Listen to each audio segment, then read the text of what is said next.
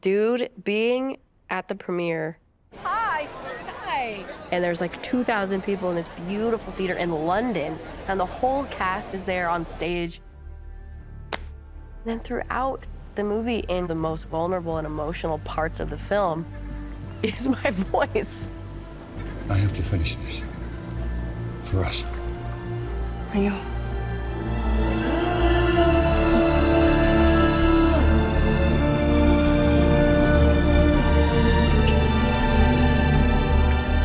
I'll just be a minute.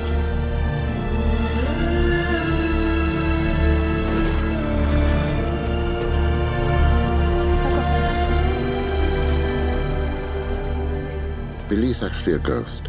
She's a beautiful ghost in the movie.